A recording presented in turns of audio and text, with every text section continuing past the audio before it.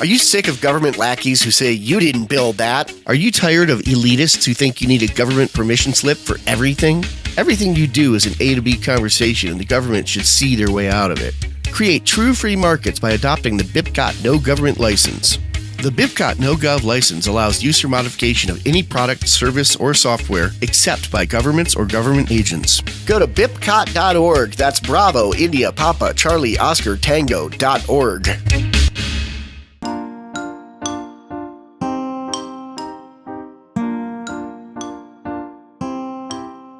Hello, everybody, and welcome to Peaceful Anarchism on the Voluntary Virtues Network, on theconsciousresistance.com and theseedsofliberty.com. So Peaceful Anarchism is covered by the BIPCOT No Gov license. This allows reuse by anyone except for governments and the agents thereof. You can find out more information for this at bipcot.org. So today we are pleased to have Tyler Bloyer coming in from Utah. He's a peaceful parent, father, and truth seeker. He's the host of Liberty Lifestyle podcast and the founder of Salt Lake Freedom Hive. And you can find his work on tylerbloyer.com. Links will be in the description. So we're going to talk a little bit about his path to volunteerism, what has influenced him along the way, and what is Liberty Lifestyle, what is the Salt Lake Freedom Hive, and perhaps his approach to peaceful parenting. It's always cool to talk to more and more peaceful parents, because I think that is the foundation for truly disseminating this philosophy. You know, when we create the next generation of logical, rational, kind, compassionate, loving human beings, there's nothing that can replace that. So, so Tyler, thanks a lot for coming on the show. Absolutely. I appreciate you having me on, Danilo. And I appreciate you appearing on the Liberty Lifestyle podcast for my second episode of that new project. It was a pleasure having you on. There's a reason why you're one of the first people I reached out to. It's because I have been influenced by your words and your work. And like we were talking about earlier, even your 10-minute little brief videos that you put out. I love those personally. I think they're great, and you clearly state what you're trying to say there. And yeah, I like being on the Peaceful Anarchism podcast. I appreciate you having me on. Sure, no problem. Yeah, I've been putting those out since last year, in a couple months now, almost coming up on a year, and it's really enjoyable. You know, it's like I pick out certain things in life that get me thinking, and I just kind of extrapolate on that. And some of my close friends are like, "Are you sure you're not reading from a script?" I'm like, "No, not really." The words just come to me, you know, and of course, being outside in nature is even more inspirational. So it kind of sucks when the weather's bad and I'm forced to be in my house or in my basement. So, but yeah, those are really fun to do. So yeah, please, let's talk a little bit about before we get into what you're doing now, how you came to volunteerism, your path. And then we'll get into later your influences and you know, what YouTube channels and authors or other podcasts influenced you along the way. Yeah, absolutely. So volunteerism for me, or anarchism, or peaceful parenting, unschooling even, to me, these are terms that we kind of have to use to publicly address the issues that we're trying to address. And I personally don't like labels. I'm one of those types. I don't love labels. I kind of try to stay away from labeling myself, because what I see the human species as, or all beings really, and myself is, you know, a being with infinite potential who has the ability to create and do whatever they like. And that result is infinite. You can really kind of create whatever you can imagine. And volunteerism, anarchism, like I said, are ways for me to reach out to my public circle, to my immediate sphere of influence, and talk about things and concepts and philosophy, to boil it down to and that's where the label comes in, to something that you can categorize that at and define.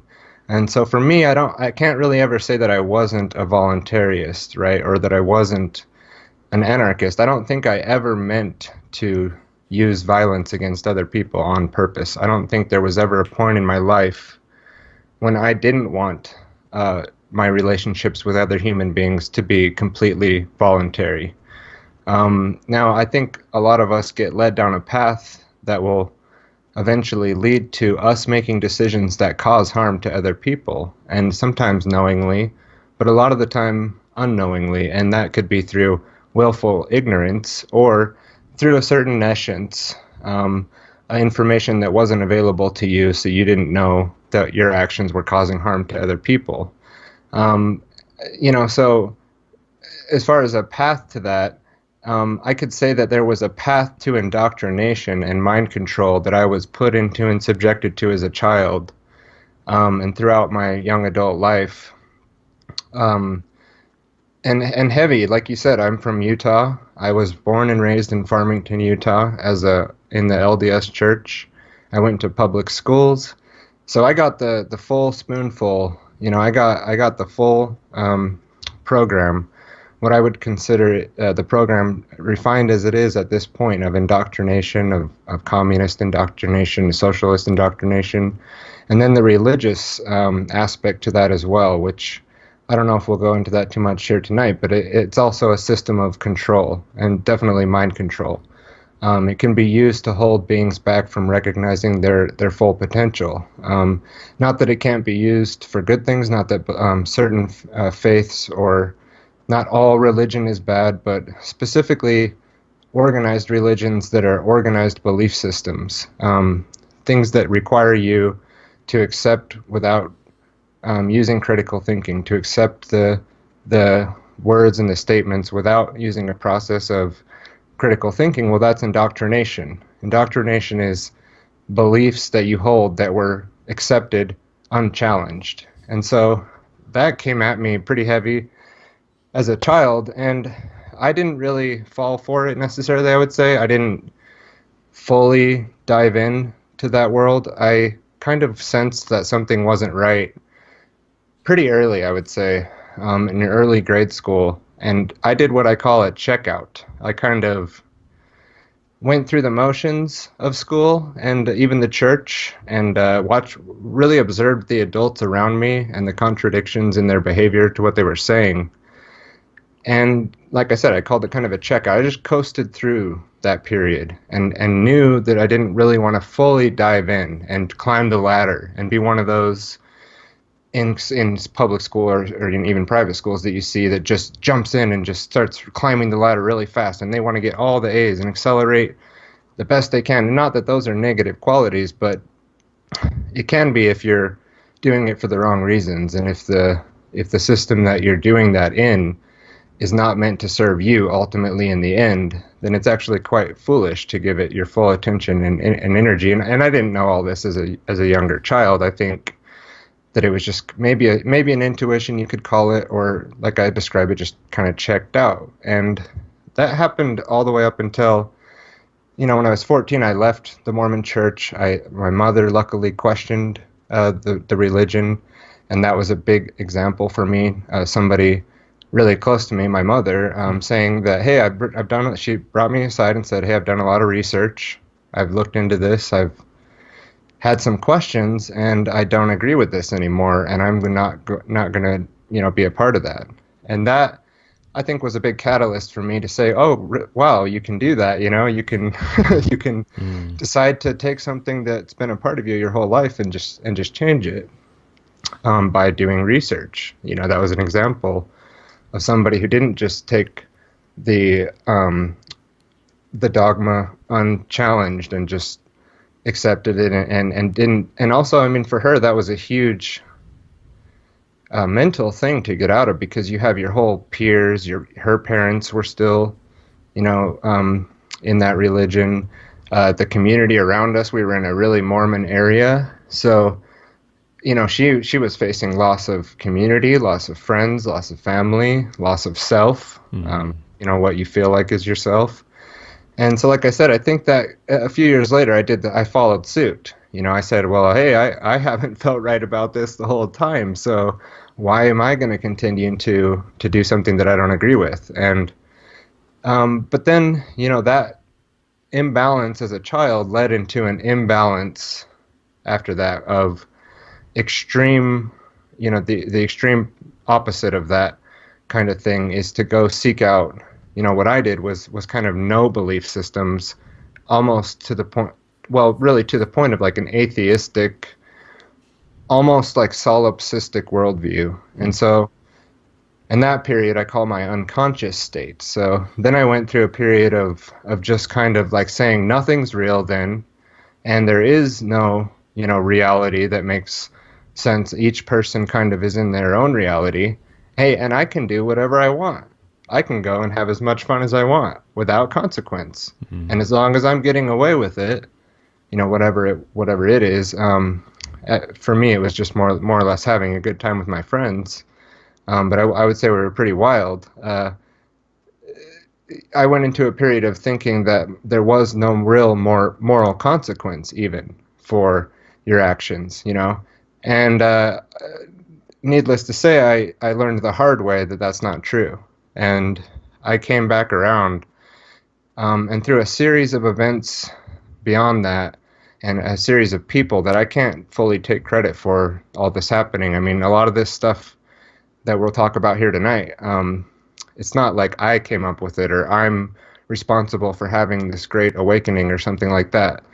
I have to give credit to the people around me that saw maybe I was questioning a little bit, or that I had some lack of knowledge that they thought they could pass along at that time. And that's really kind of what happened, just these random set of events where the right person at the right time tried to hand me something, and I took it, and I looked into it, and I watched that documentary, I read that book, or I looked into the Federal Reserve, or hey, I looked into the whole Social Security makes you a corporation legal fiction thing.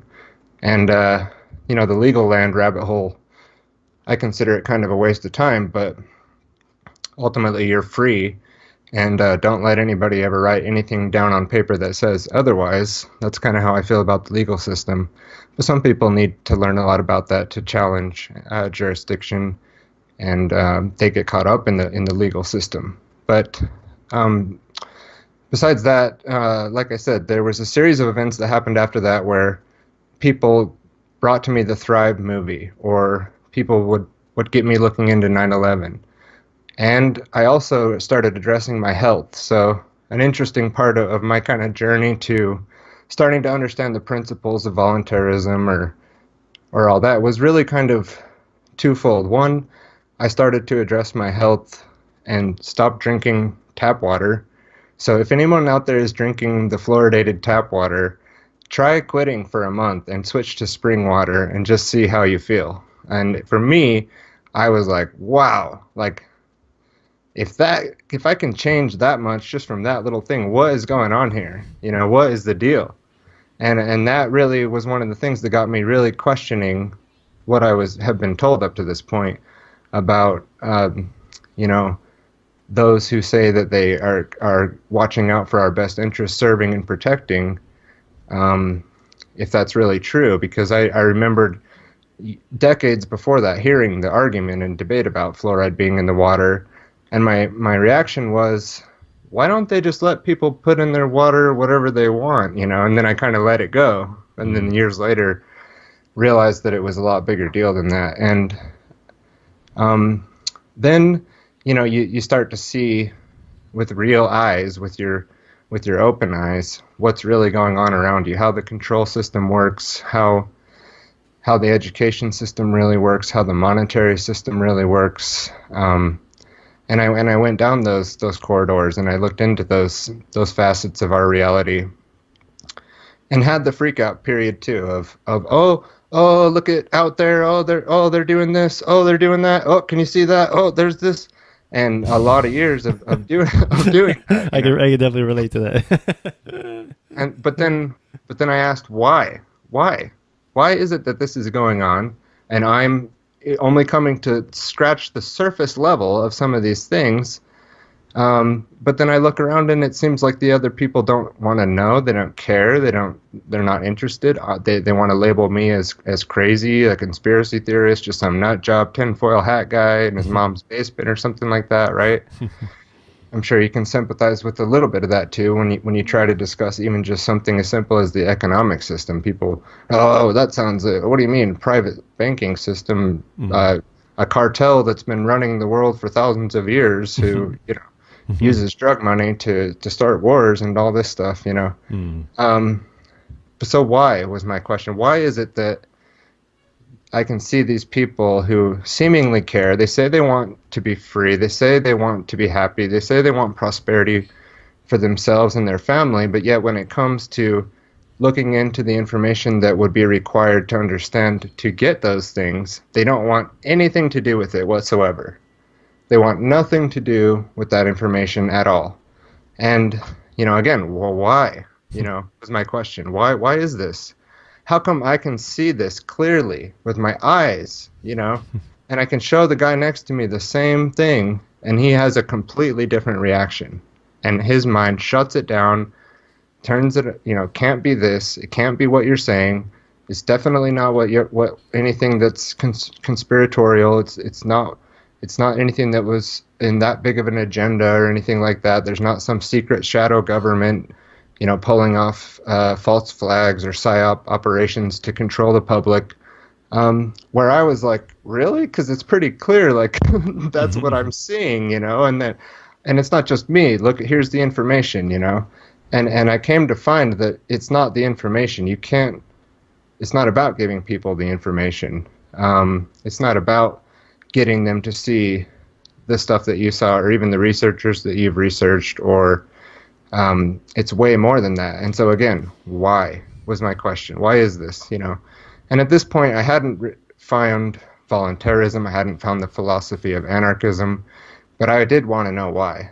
And that led me down a series of teachers and books and YouTubes and documentaries. And honestly, I'm kind of more the millennial age, where I've gotten a lot of this information from people doing podcasts, from people doing YouTube. Reading books is difficult for me, I'll admit, but I still do listen to a lot of audiobooks, and I still do read, some of the greats write on their books, like Nietzsche or Hegel, different philosophers that their books are kind of hard to find. I kind of like collecting stuff like that. But what I came to find through all that was the ultimate end why, and this would take probably another 2-hour presentation to really explain, or to get people to see why I came to this conclusion, was that people are kind of in a condition of self-loathing, that they ultimately, in the end, don't actually love themselves, which is it's sad to say and hard to admit, but I had to admit it myself personally, that I was not shown what real, love was, and wasn't able to love myself because of that, and that the conditions that we are in as a whole in society are ultimately caused by self-loathing due to trauma and parental abandonment issues. Not just physical abandonment either, but mental abandonment or physical abuse even can cause a schism in the child to not want to be close to their parent. But so parenting, so a lot of it with what you do on your show, or stuff that I've talked about on the Liberty Lifestyle already, we focus on parenting because we see it as such a huge solution to the problems that we're facing in the world. Well, why do we see that? Well, the reason why is because there's a cyclical thing happening on this planet right now in family relationships. There's a cycle that's continuing, and it doesn't have to be, like I said, just physical abuse. There's a form of mental abuse and mental abandonment that can be put on a child to continue the cycle. And if you didn't heal from this throughout your lifetime and then went and had kids, then you're most likely going to continue that cycle. So that's happening on a massive scale, and most people aren't going to admit that to your face, but ultimately deep down inside there's a form of self-loathing going on there to cause the cycle to continue, because no one would support external government over themselves. No one would support violence against other people. No one would really just turn a blind eye to these wars going on, to the terrorism that our own government does to its own people. Those things would not be occurring with a human species that the overwhelming majority of people truly loved themselves and truly saw themselves as sovereign beings who wouldn't tolerate that sort of a thing. So you can say that I'm wrong. You can say it's not true, that the vast overwhelming majority of people do love themselves. And what's this guy talking about? He can't be right. But when you look out at the external conditions and you really study it, you can't, there's no way you could deny that. And go ahead. No, go ahead. Sorry. That's it. I know I'm kind of going on, but That's right. So after all this, I'm going down this little bit of a rabbit hole, or breaking out of the matrix or whatever, and seeing things for what I consider to be more along the lines of what they actually are. And then I came to find certain people like Larken Rose came up into my radar, right? And I'm hearing Larken Rose on the Peace Revolution podcast, and it's a Richard Grove's podcast, one of the best out there, I think, for recontextualizing history, as he calls it, which really helps you break down these questions I had of why. It really helped, like he says, recontextualize what I had been completely, given the wrong story, and then to go back and see kind of how this came about, how this whole control system comes about, but never forgetting that first part, that it's because of what's going on inside people. That's why we're getting this outside reflection of what we're seeing, and we can never forget that it's not just them. It's not just out there. It's not just the Illuminati. It's not just the Rothschilds. It's not just the Queen. It's not just any of these Skull and Bones, the Freemasons. It's not just that. They're only doing what they're doing because most people are asking for it. They're begging for it. They're demanding it in a way. And it's because of this internal problem that people have. They're not doing the work in here. They're reproducing, raising families in this same mindset of self-loathing behavior that just takes tyranny, that just takes slavery and doesn't do anything about it. Those are self-loathing individuals, and never forgetting that. But then hearing a Larken Rose come in, and I'm like, who's this guy? What is he talking about? Richard brought him on the show with this lawyer, and they were having a little debate about statism versus anarchism. And I remember specifically, I was on the lawyer's side for like half of the argument. I'm like, yeah, this guy, what is he talking about? But Larken has a way of addressing statism and putting it in a way that makes sense.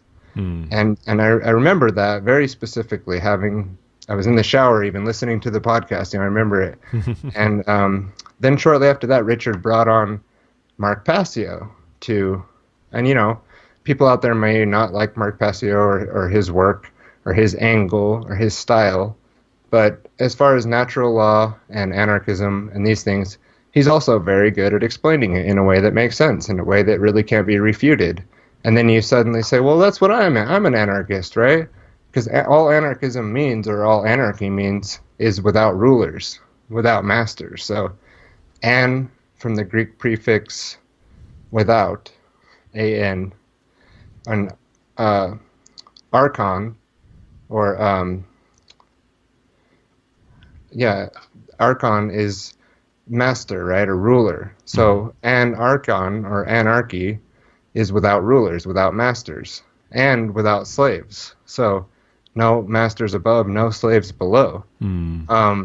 Okay, well, that's what I am. I don't want a master. I don't want anybody to rule over me, and I don't have any intention to rule over anybody else. So I'm an internal monarchy with, or an internal monarch. I have one ruler at home, but external anarchy. I don't desire to have anyone rule over me, and I don't desire to rule over anyone else. So that makes sense to me. I don't need to wear the T-shirt. I don't need to, tell everybody that they need to be an anarchist. But to me, anarchism means reality.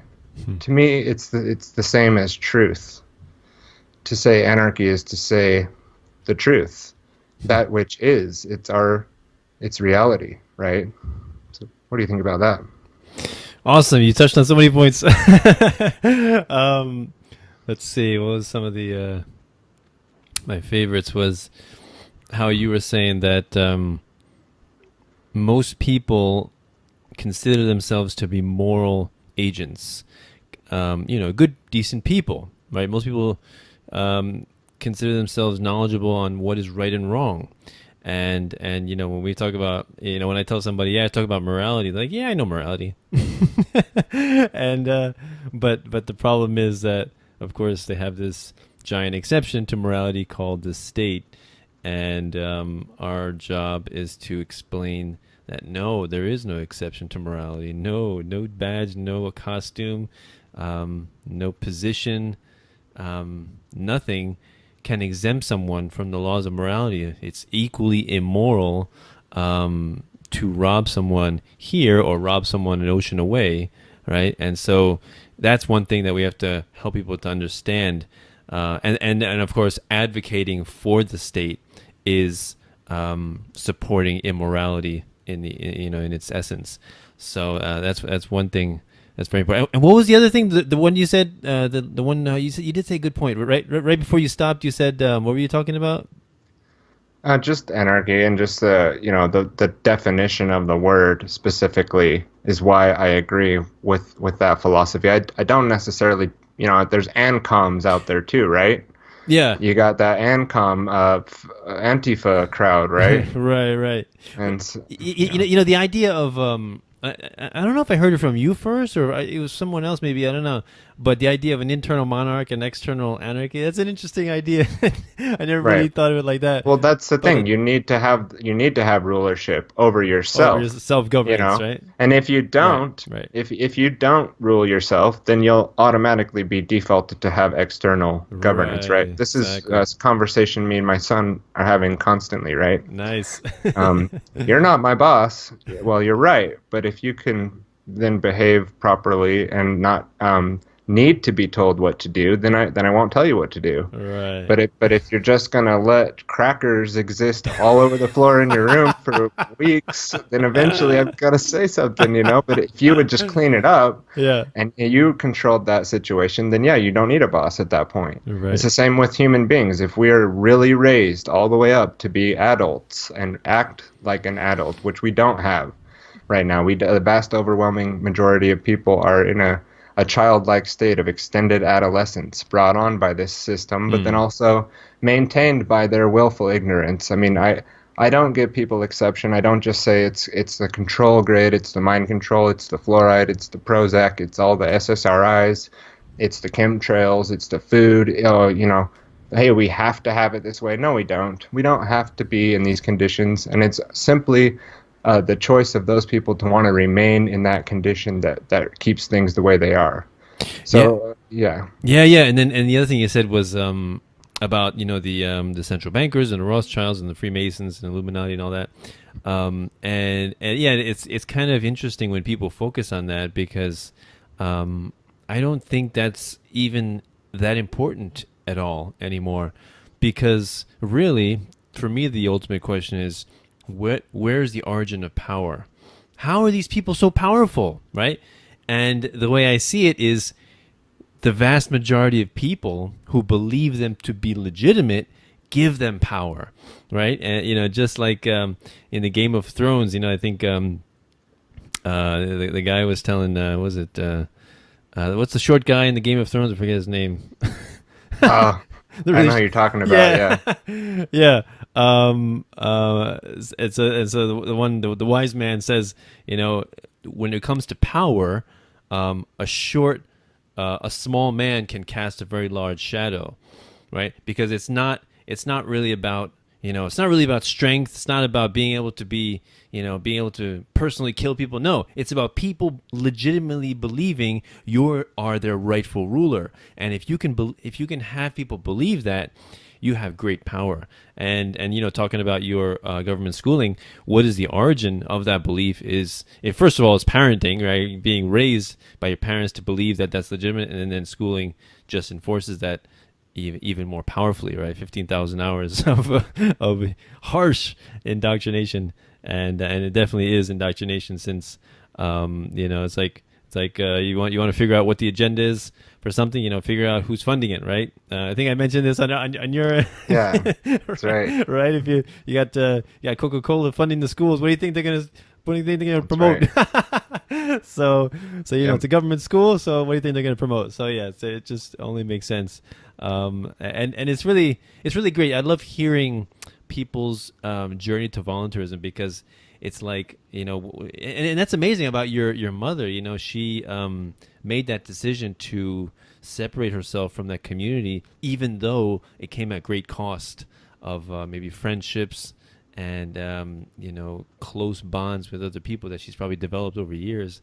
But in the end, it tells me that what she values is being logically consistent and her principles and being true to herself, right? And she doesn't just value the community for community's sake. It's right. It's all about being logical and being consistent.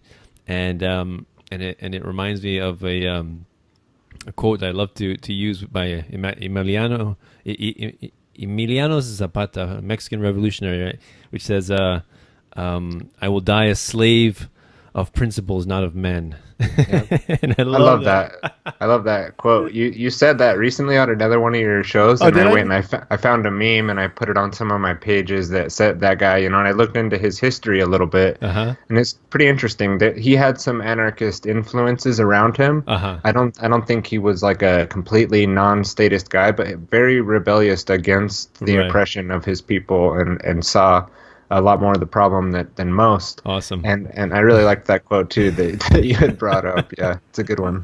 Oh, Because it's true, and that's where we should put principles first. Yeah. Those are first things. A principle is the first thing, right? So if you don't put first things first, and like he said, if you allow yourself to be a slave of men, then yeah, you'll die a slave of men. But he was saying, I'll put my principles before that, and if that kills me, at least I'll die a slave of those things and not a slave of other men dying at their hands. right. I really do think that was a powerful quote. It brings a lot more up into it than people really look into, I think. But Yeah, and and again speaks to self-governance and choosing that you must be the number one ruler of yourself, in terms of self-ownership and taking responsibility for your actions and the consequences of your actions. And so yeah, very empowering. So please, get into your Liberty lifestyle and then the Salt Lake Freedom Hive and what those are about. yeah, so Liberty Lifestyle. Thanks for bringing that up. It's a podcast that I recently started. Got the first episode out in April of 2017, and started right here in Utah with somebody, Skylar Collins, who's been a big influence of mine, especially with the parenting stuff and the peaceful parenting and the unschooling, and really kind of brought a lot of that to my mind. I went to his site, everythingvoluntary.com, when I was looking into those things, because it comes up kind of first when you search some of those keywords. Kind of found him. Hey, this guy's from Utah. Hey, this guy's kind of like me. I can kind of see myself getting along with this guy. And then, started communicating with him and did an interview before the Liberty Lifestyle podcast was even conceived. And then just said, hey, why not turn this thing into a podcast, and I'll bring on a lot of the people that have influenced me, and that are living their principles, principles first. And these people are out there actually doing the behavior, not just talking about it. I want to bring them on. I want to talk to them. I want to show my immediate circle of influence and maybe a larger audience, hopefully, why I feel the way I feel, why I say the things I say, why I'm against statism, and bring a longer dialogue out for myself to enjoy it myself. You and I were talking about that earlier. For me, it's a passion of mine to work with audio, video files and the internet and produce digital content, but then also to just create like an ongoing dialogue of people who are not just talking about ending the Federal Reserve, but doing the things that could actually do that one day, or bring about a new monetary system. But then, like I said, I'm not going to lose focus on where I see the problems really arising from. So we'll be talking a lot about liberty and freedom and anarchism, volunteerism, unschooling, as well as many other topics, but never forgetting, what we've been talking about here, that it's us that have the power to change those problems that we perceive in the world. So Liberty Lifestyle will hopefully be a project that lasts many years, and it'll develop over time and hopefully get more streamlined with the editing process we were talking about. But yeah, it's just a podcast, and that's it really. It's not like a big network of multimedia or something. It's just mostly right now just going to be a podcast. Cool. Yeah. One thing that you, what did you mention? It'll come to me later. Okay. So in the meantime, please get into the Salt Lake Freedom Hive, and how that compares with that.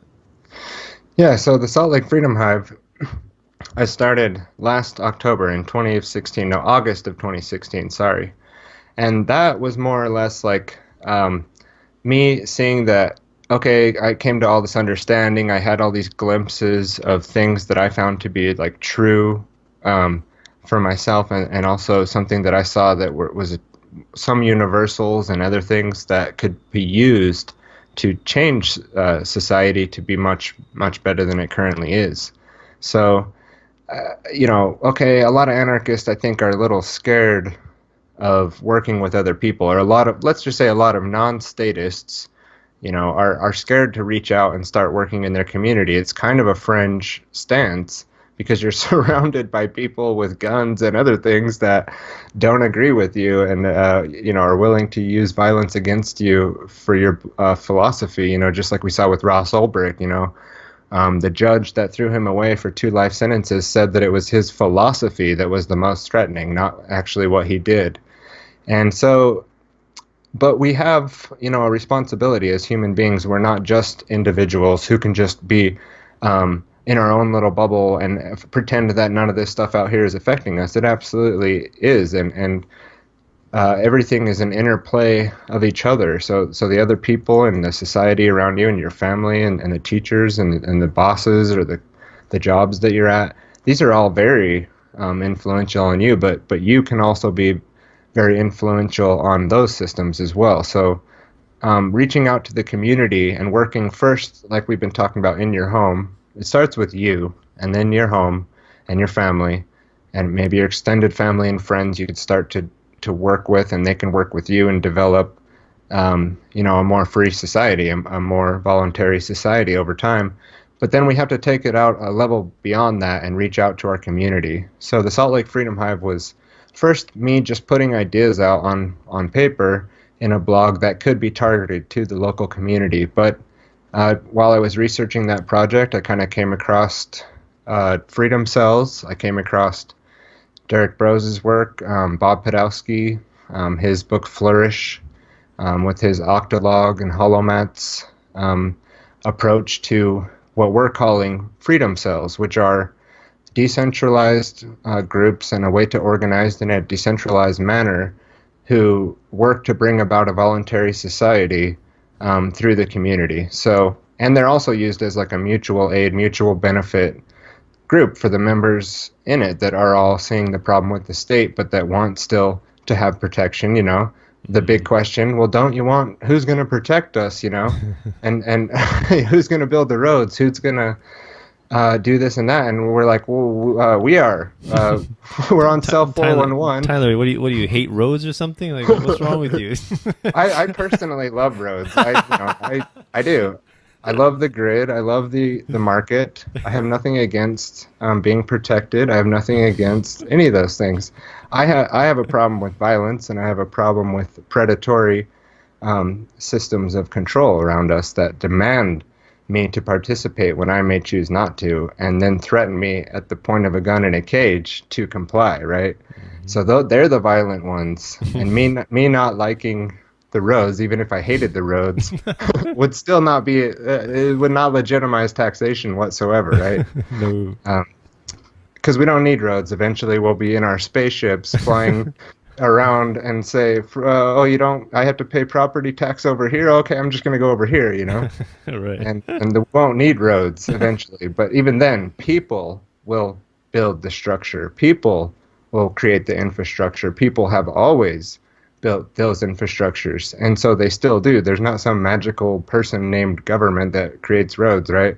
It's usually companies that aren't even part of the government. They're just contracting with them, and it's always been people, and it'll always still be people. And in a nonviolent society, people will still need to travel, so it'll still work out.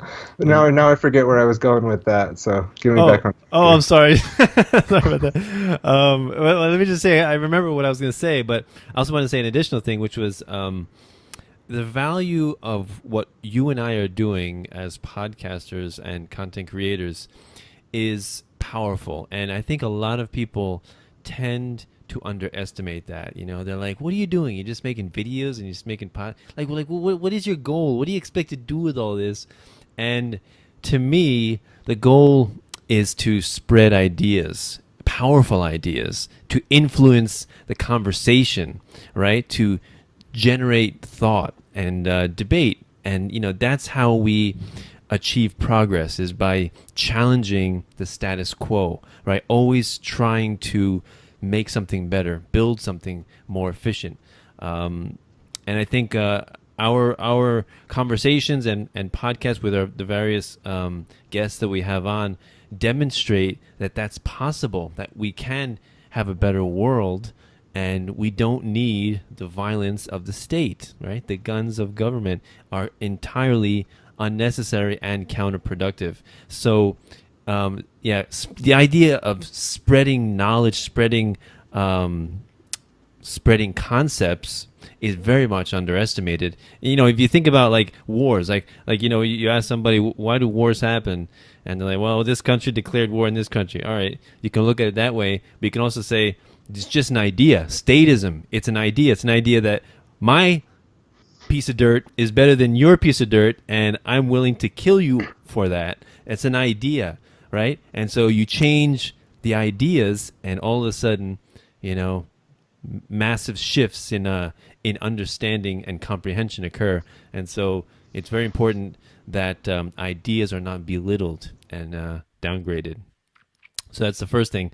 And the other thing I wanted to say is, you mentioned how people you don't just want to talk about these things and talk about how a voluntary society could be good. You want to actually start making it. you want to demonstrate Right. to people that this is a real thing. You can live this way, right? And it's not just an intellectual exercise. Yep. And that's a very important concept, because I think it's so much more powerful that we don't just say how horrible the Federal Reserve is, or how horrible the Board of Education is.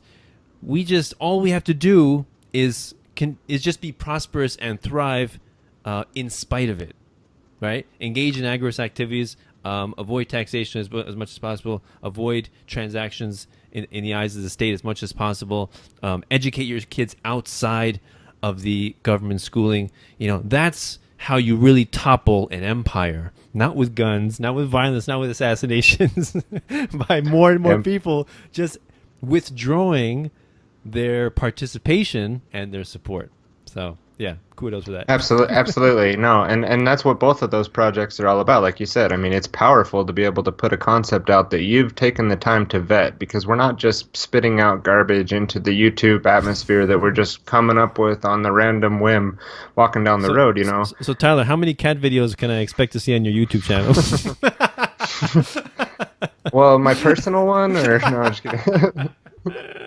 And so that's what the Salt Lake Freedom Hive is absolutely all about, is using apps like Cell 411 or Nextdoor.com, which are decentralized apps and ways of communicating with your friends and neighbors and community that doesn't need the state. So when people say to me, who's going to protect us from the bad guys, I say, download Cell 411. I'll protect you. If you call me, I'll come help you and defuse the situation. If we can plan it out and discuss how that'll work, then there's apps, and I'll do it. And we have our Freedom Cell that we all have the Cell 411 app downloaded, and I test it out sometimes. I jump on and do a quick test of the system, right? This is just a test of the broadcast system, and it works, If the other day I ran out of gas on the freeway. Luckily enough, I was really close to the gas station, so I just walked down the street. But I could see that as being an example of, hey, I don't want to call an authority. I don't even really want to call a tow truck driver here. Hey, but Joe, in my Freedom Cell, we planned for these kind of situations. Here's somewhat of an emergency here. Let's test this system out and see if it works, and start to create that culture of liberty, now. There's no reason to wait, because there's the technology is available to us. There are people in each, especially if you're near a major city, I think you can reach out and network with the people that are like-minded at this point, and start to feel a lot more comfortable too with, I think a lot of people who start to oppose statism start to feel very rejected and ousted and like hermetic, like they're just put off over here in the box of what everybody else considers to be kind of loony. But use the technology to reach out to your community. Use these apps that I just mentioned, those two, or go on freedomcells.com or any of the other platforms. There's tons of platforms out there that kind of have the same philosophy as this decentralized way of organizing. And yeah, that's what the Salt Lake Freedom Hive is developing into. At this point, we're very active and getting permaculture groups we meet up with. We support them. We're doing a plant exchange here next weekend, followed up by, in June, we're going to be doing a crypto digital currencies training Skillshare, because the way the Freedom Cell works is you get a small group of people, 8 to 10 people is what the science or the research has shown is more effective for this kind of a thing. Some people say 50% male, 50% female, if you can strike that balance. And then the group comes to a consensus only on what they're going to work on moving forward. So it's very small, very focused, and then people can, not feel like they're getting voted out or whatever. We all have to agree. And the thing that people kind of really interested in is skill sharing. So we've all decided, let's start hosting skill shares. We'll do the organizing, and then we'll invite the community in. So when they say, well, what are you going to replace the Fed with? We are having a digital currency skill share on cryptocurrency, on Bitcoin, on Dash, on Litecoin, in not one specific coin. And ultimately, I don't see Bitcoin or crypto being the ultimate solution to all of humanity's problems, or even to the economic system, because again, the solution is compassion, love, and caring, and approaching people as if they are in need of healing, because they are.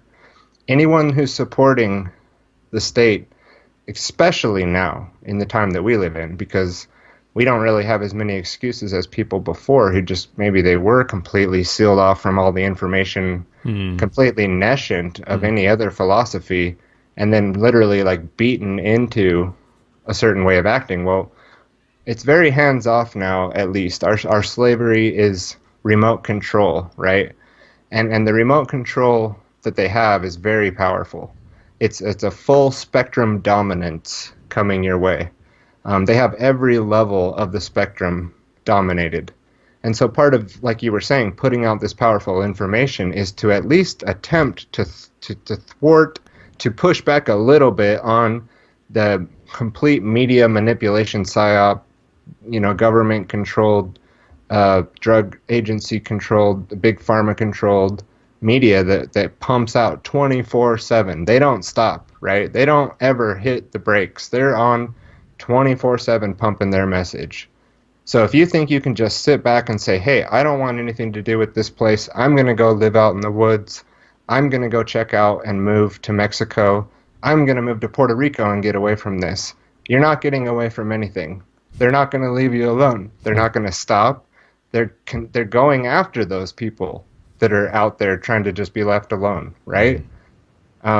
So absolutely, I agree with you there that this isn't just a hobby just for play, that it can be a powerful message to reach people on these platforms, and that we are the new media. We are the people who need to be doing the work, not just you and I, though. Anyone who feels like they can contribute to this, to pushing humanity out of this condition that it's in of mind control and complete dominance and slavery, needs to step up and start doing that work. It's not just an option, it's a requirement. Oh yeah, definitely. So so please get into your approach to peaceful parenting, and if that has changed, like before you became a parent or after you became a parent. Well, so I, like I said, I looked into Skylar J. Collins quite a bit before I even became a parent. So I was looking into the work, actually preparing myself to become a parent because I wanted a family. I wanted to start a family. I wanted to have kids. You know, I want to. I wanted to have that in my life, but I recognized at that point when I was doing that, starting to look into like volunteerism and peaceful parenting and unschooling.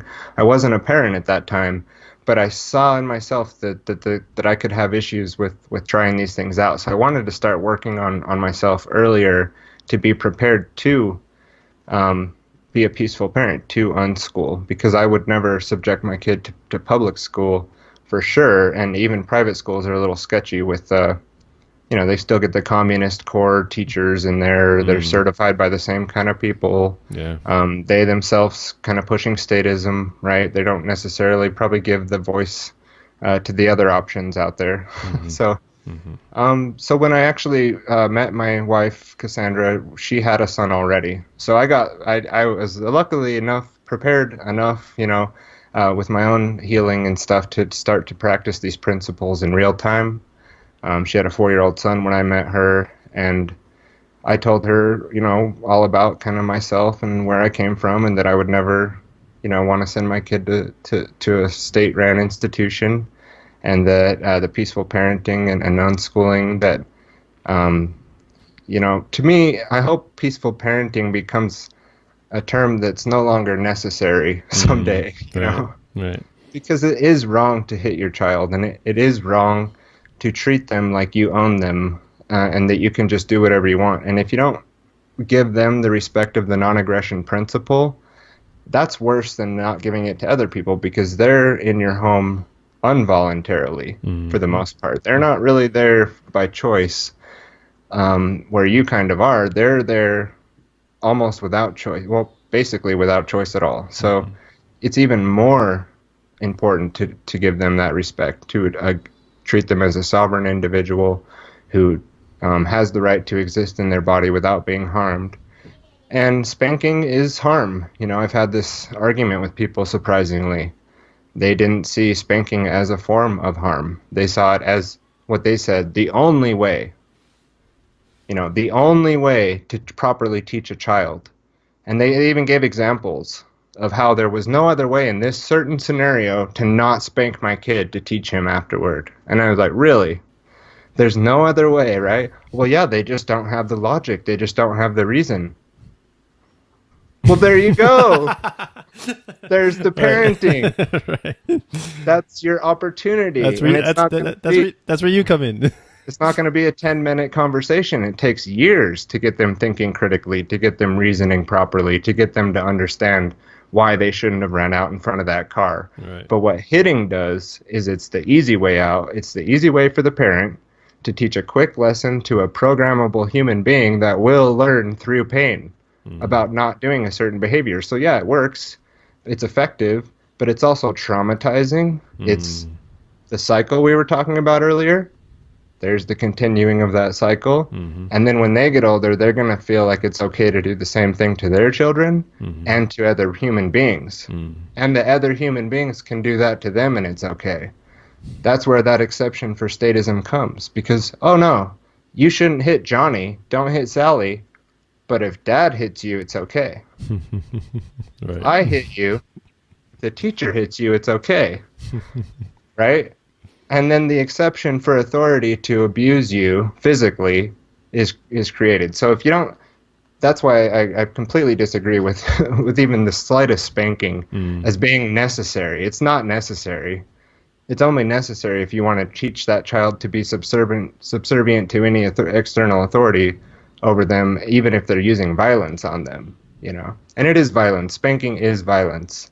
So it's not necessarily that I have to label myself a peaceful parent. I'm just a nonviolent person. I like that you said. Why do we even have to use that term? So it's like, what do you support? Violent parenting, right? It's like very strange thing, and that's actually a wonderful way to describe voluntarism and anarchism.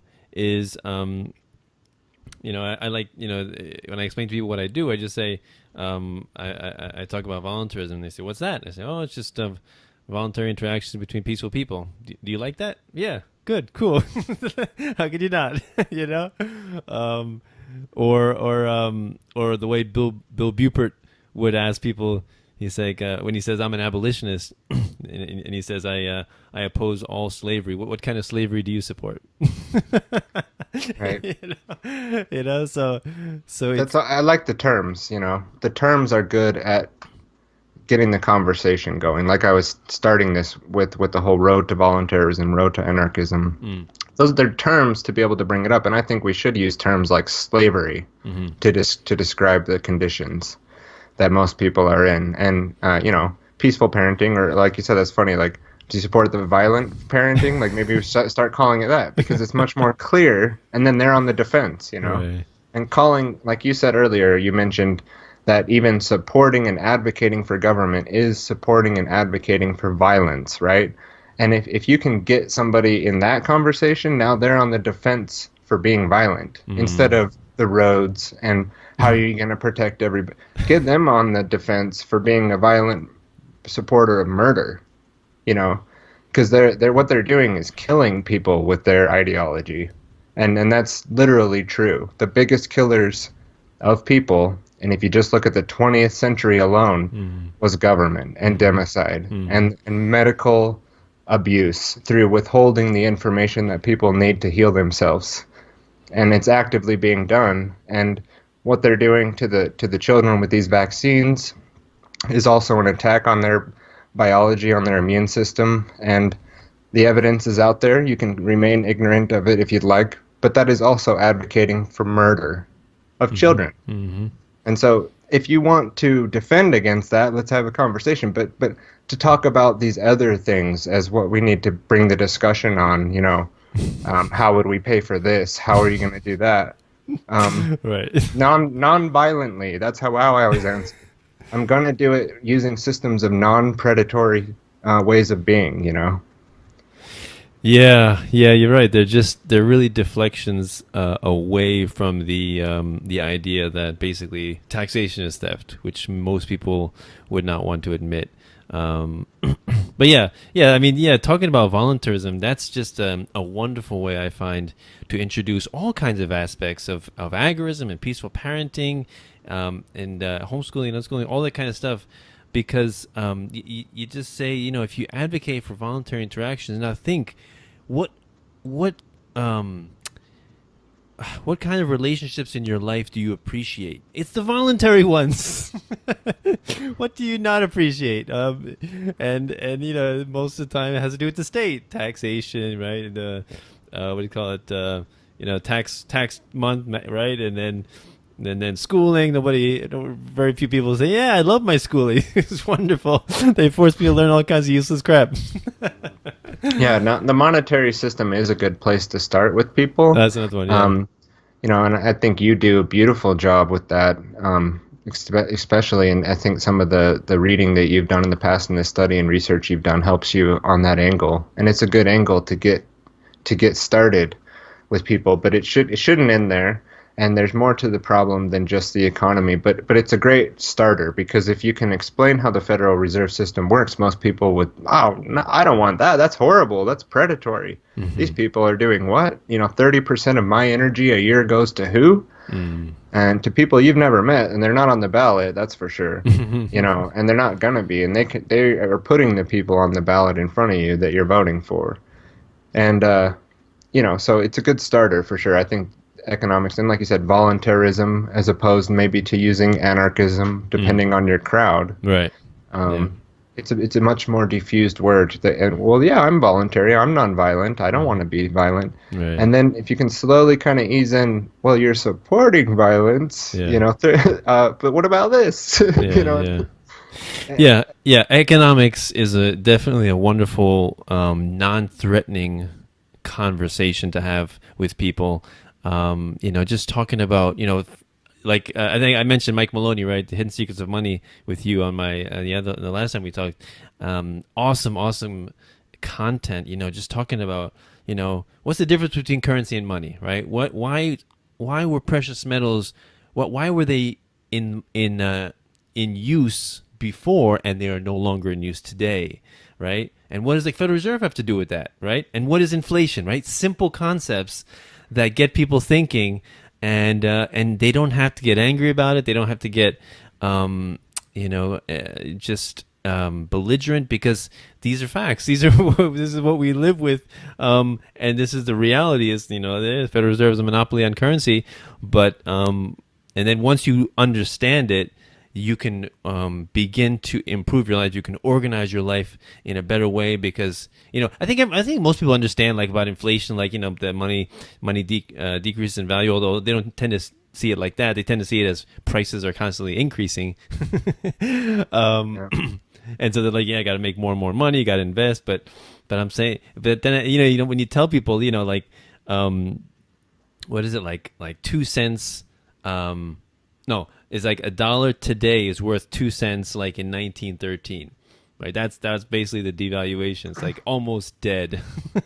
Yeah. And of course, there's other examples of hyperinflation all around the world that you can point to, right? Peru and Venezuela and Colombia and Weimar Republic. I love talking about that. The Zimbabwe hyperinflation, was it 2011?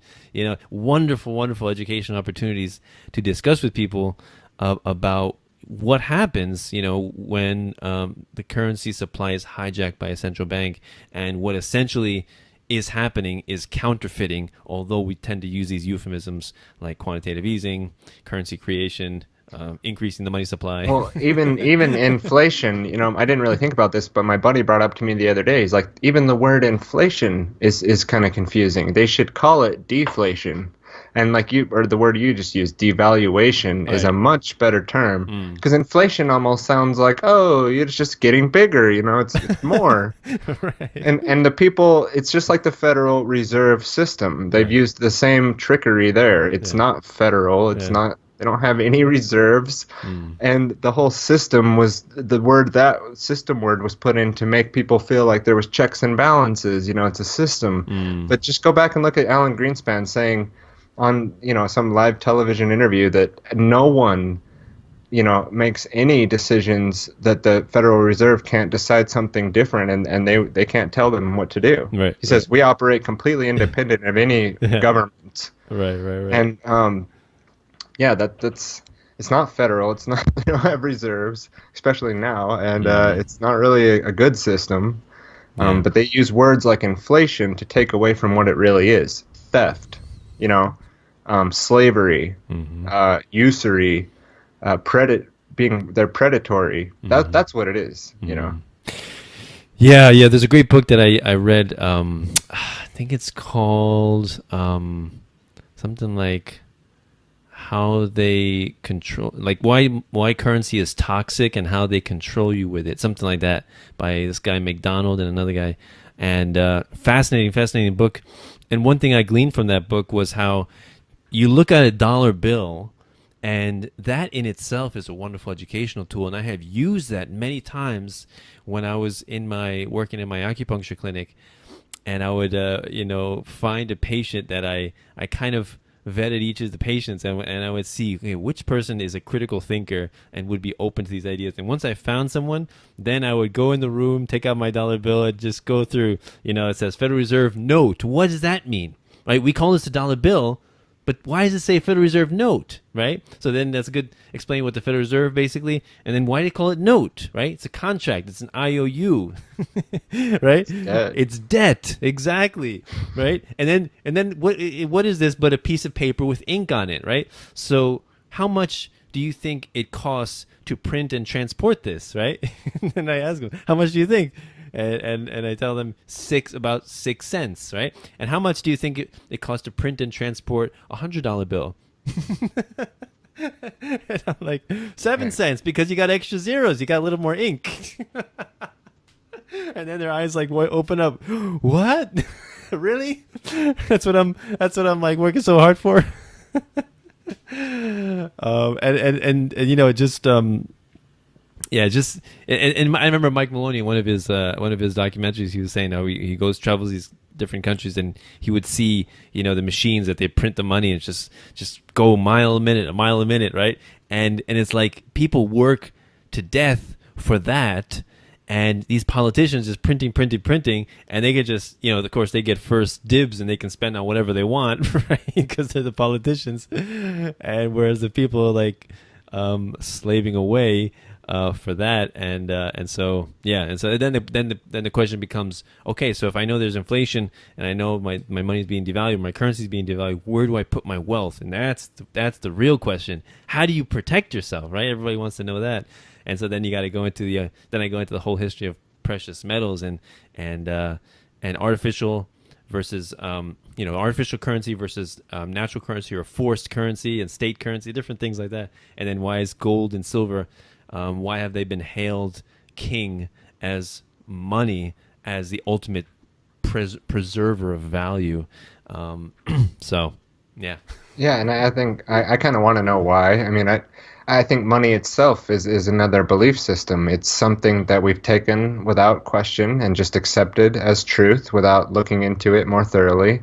And there's nothing wrong with it as a tool for human beings to interact with each other with, but still, it's only a belief system that gives it any value. The true value is in human beings. Human beings' infinite potential is what the value. That's where value is derived, where it is held, where it is stored, is in human beings. Now, if we decide to interact and trade with different seashells or gold or coconuts, you know, which would be very inconvenient, then that's all fine. But you know, you take the predatory aspects out of that trade, and there's nothing wrong with it. But you still have to see it as a belief system. You know, I had this conversation with a few friends the other day, and when I first heard this said this way too, it was like, a belief system? Like, what do you mean, you know? Well, there's no intrinsic value in paper, for sure, unless you can eat it. Maybe there's some papers out there you can eat or make into clothes and stuff like that. But gold itself, there's no intrinsic value, as in if you're the worst STFH shit hit the fan scenario happens, can you bathe and can you eat gold? Exactly. Can you shelter yourself with it? I mean, maybe if you had a whole lot of it. Can you drink it? Can you breathe it? Does it help you raise children? Well, you know, if you can use it to trade other things, but intrinsically, inherently, it's not valuable. Exactly. It can transport wealth, and people have, you know, speculated that it's because it can last under water for millions of years in the ocean, and you pull it up and it's just like the day that it went down. Well, that's a good value, and today we use it in electronics. Gold gets used on motherboards to be used in the technology industry, so it's intrinsically valuable there, maybe, but you still can't eat it, still can't drink it, still can't use it to really live with the basic things you need. So gold is still a belief system. Precious metals still just our belief that makes it valuable in reality, because we are the ones that are valuable. But at that same time, I have no problem with using paper or using gold to trade with other people. But it's the predatory aspect of the Federal Reserve that, or any banking system which seeks to, you know, create something from nothing and then charge massive amounts of interest and, you know, manipulate wars and loan money to governments to go to war that they themselves manipulated. That's obviously all things that I don't agree with. So, yeah, that's a great distinction, and that's one that we as volunteers have to frequently make with status, which is it's from the Frederick Bastiat quote from the 19th century. When we object to something being done by the state, socialists believe that we object to it being done at all. Right? Right. So if and his example is, if we object to grain being subsidized by the state, that then they conclude that we object to people eating grain. Right. Right? So It's the same with when you advocate for no state. People think you're advocating for no rules, but it's not no Yeah. rules. It's no rulers. There are still rules. right. And, and those rules are the natural law. The rules are the laws that govern human behavior that are existent here in this reality. And we can come to understand those things. And I'm not, I don't know if you're like into natural law or if you feel like there's some construct of laws that govern human morality. But, I see it that way. And we're not advocating for no rules. Mhm. It's no rulers, and Exactly. that's a big one. Exactly. And for anarchists, you might be, yeah, of course. Well, not the statists. When you start talking no rulers, they picture in their head just Yeah. fireballs flying across the sky and murderers driving off with your wife on a motorcycle, and you know what I mean? Like, And you're like, yeah, that's an excellent way to raise my kids. Exactly. You're right.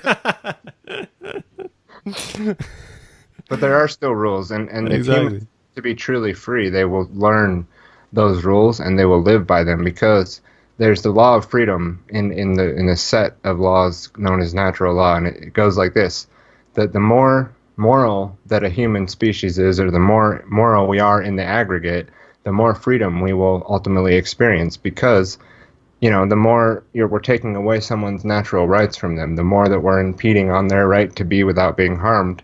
If we're all doing that, that's going to create a whole system of slavery. But if we all live according to the non-aggression principle, the principle of self-ownership, try to raise our kids peacefully, try to have peaceful interactions with other human beings, that will ultimately result in much more freedom because of this natural law. Because when you live that way in the vast overwhelming majority of people, freedom will ultimately continue to grow and grow and grow. Because the more moral a society is, it's directly linked to how free a society is. Exactly. Beautifully said. It's too much fun talking with another volunteerist, Tyler. Man, we can talk for hours. Yeah. Let me. I do want to fit in one of the other things you had me prepare here with some books. Unless you had something else that I wanted to go into. I want to kind of reference a few things here. Sure, go ahead. That's cool. I won't go on through I did make a list, so just Sure. in case I left something out, but then when you make a list, you always leave something out. But one book, just to kind of get people's attention drawn to it if they haven't heard of it, is The End of All Evil by Jeremy Locke.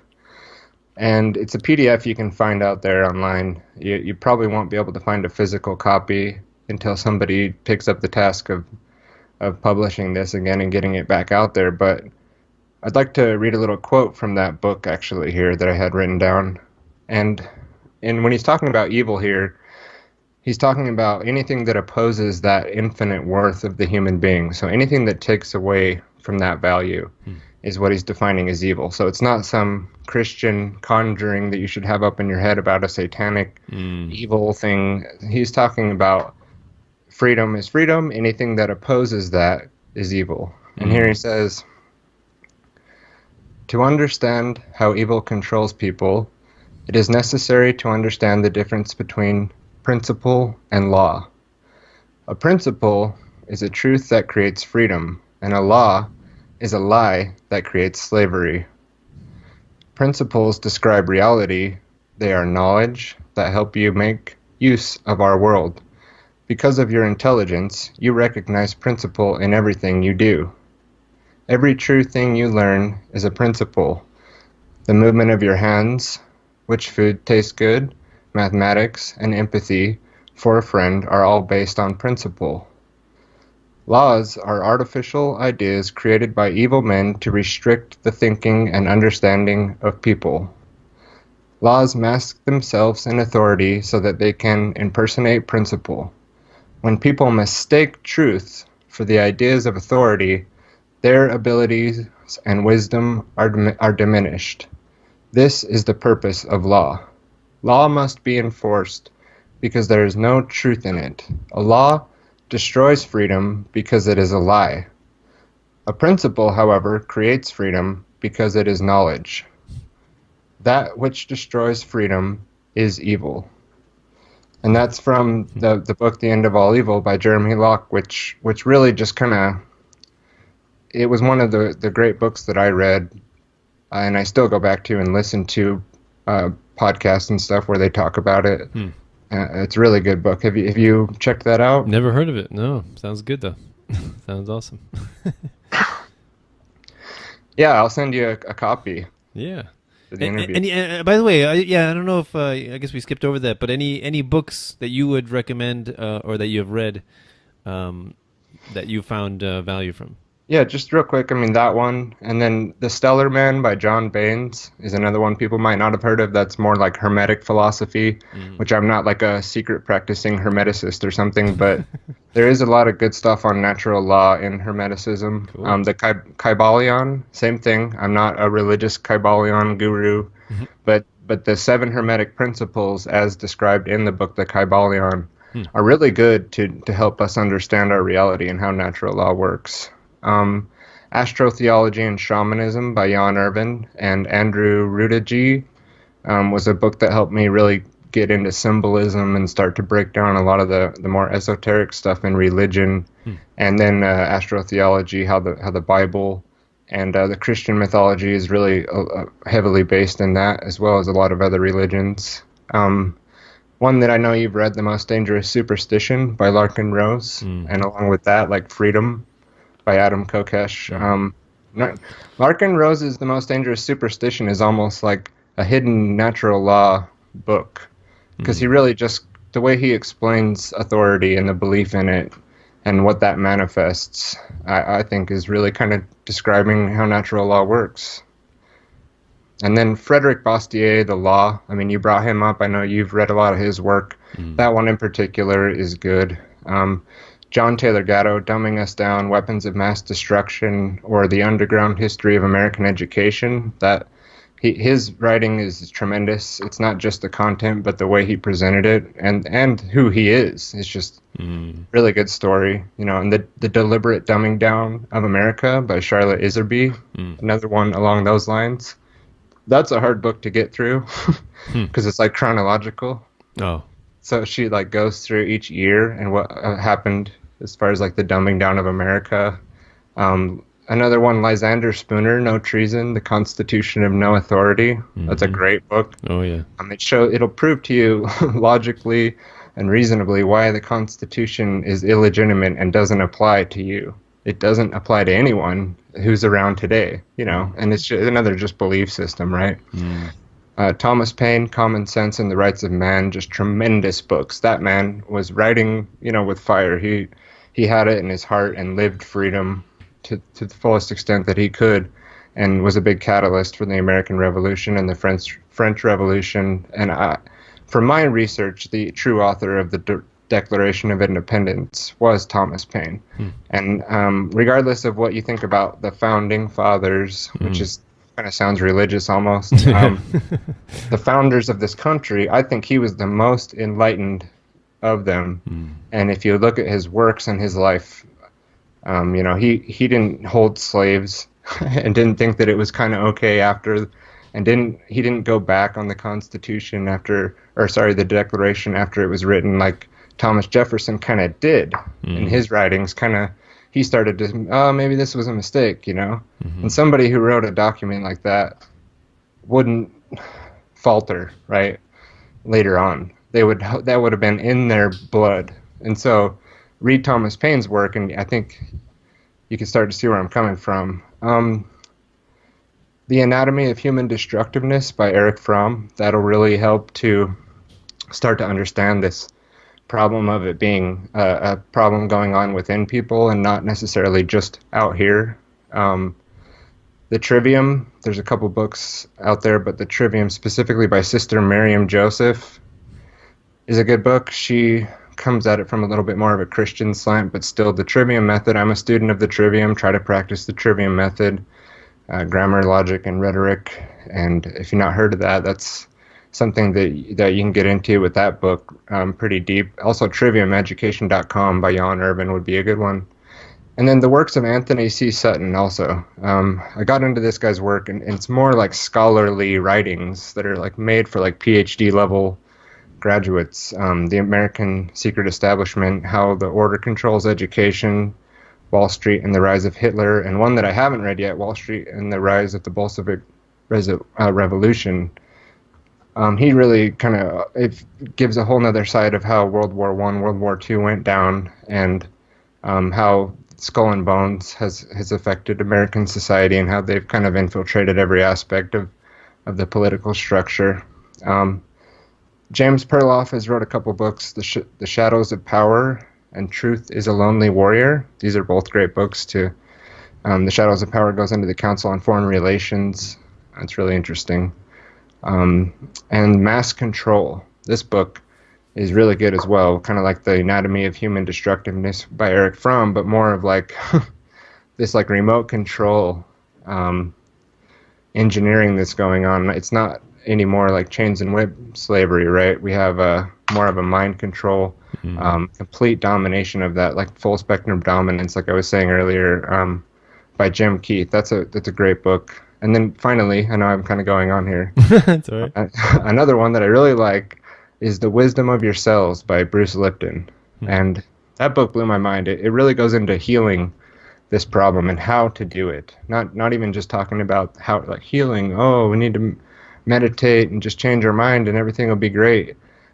He actually goes into, like, the biology of epigenetics and genetics and how you're not just predestined to be what your parents were or your grandparents based on genes or a certain construct that you're just going to have these problems. And it's very much more based on the epigenetic environment around you. And then I have some podcasts and other people that have really helped me along the way, like Gnostic Media, Jan Irvin from the Gnostic Media podcast, and his site, like I said, triviumeducation.com. Monumental work.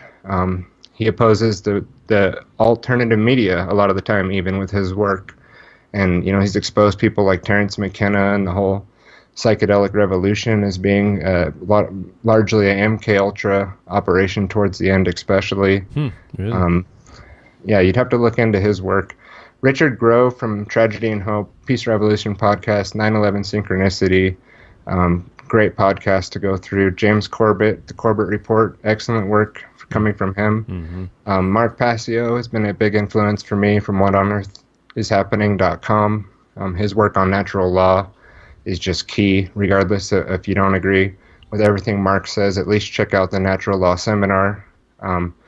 Manly P. Hall, David Icke, Michael Tessarion, Jordan Maxwell, Ernest Hancock from Declare Your Independence. He's a great liberty guy. And check out his little Stitcher or his archive, or go listen to Declare Your Independence by Ernest Hancock. It's really kind of an upbeat take on what's going on. The movie Thrive, a great documentary that changed my life. And this guy, I kind of want to give a little second here, is Lennon Honor. And Lennon Honor is he's a father and a researcher and puts out his own content. He had a podcast called The Visions of Manhood. And it's kind of hard to find, but if you can find the Visions of Manhood podcast, especially you younger guys out there, it really affected me. And this guy, he just comes from a place of, it was almost like the person who really finally raised me. You know, I wasn't fully raised, and I came across the Vision of Manhood podcast, and the way Lennon talks about, you know, it's definitely more of a man type podcast, but he's a man and he's talking about the problem from that angle and starting in the home with your children, but being a real adult first before you try to do that, if possible, hopefully. And then the last guest on the Liberty Lifestyle podcast has the Free Your Mind podcast, and that's a great eclectic work of guests that he's brought on to free your mind, really. I mean, go through that and strap in. That's all I got to say. Awesome. So please reiterate how people can reach you if they want to follow your work. Yeah, well, we already mentioned, you know, TylerBloyer.com. I'll be revamping that. Right now it redirects to my podcast, but that'll have all my various links in there. Salt Lake Freedom Hive, find me on Facebook, Twitter, Patreon. $1 a month would be great if you'd like to support what I'm doing. And Steemit. I love posting to Steemit because I really like that form of blockchain technology. It's a really cool social media platform. And also, one thing we didn't mention here was withinthestones.com, and that's another podcast I did. And there's 4 key episodes in there currently, and I will go back and retouch on that. But we talk about psychopathy, social engineering, eugenics, and then natural law. And so I really think that there's about like 14 hours there of episode in those 4 episodes that if people want to go through and check that out, they can too. Awesome. Beautiful. Yes, please support Tyler's doing some awesome work. He's just coming onto the podcasting scene, but the more voices for liberty, the better. So yeah, you can support me also on Patreon, patreon.com/peacefulanarchism, also through PayPal or my Bitcoin. If you enjoy what I do and interviewing fascinating people like Tyler here, please give me some monetary support. Some compensation is always appreciated, as we are capitalists in the end and we respond to incentives. So, we offer this for free, but, our time is not free, right? Because we're always choosing to do something else that we could not do. It's the opportunity cost, right? So if you'll enjoy this work, please support me. $1 a day is all I ask, or $1 per episode. And you can help me do what I do best, which is advocating for volunteerism and peace and love. I think that's the true message we're advocating. So for Tyler, sure. Awesome conversation. Thank you for coming on the show. I really appreciate it. So this is thank you. No problem. So this is Peaceful Anarchism on the Voluntary Virtues Network and theseedsofliberty.com and theconsciousresistance.com. Wishing all of you have a wonderful day. Take care. Bye. Yeah, thank you, Danilo. Take care. Cell 411 is a free app for Android and iOS that replaces government-controlled 911. Cell 411 allows you to preset a group of friends or private organizations to show up in any emergency. Cell 411 is a nightmare for the state because it proves their so-called services aren't needed. Cell 411 has had thousands of installs, and of course it's covered by the BIPCOT no government license. Cell 411 because your friends won't shoot you when you're in trouble. Without the government, who would build the emergency services? You and Cell 411. Get it today at getcell411.com. That's getcell411.com.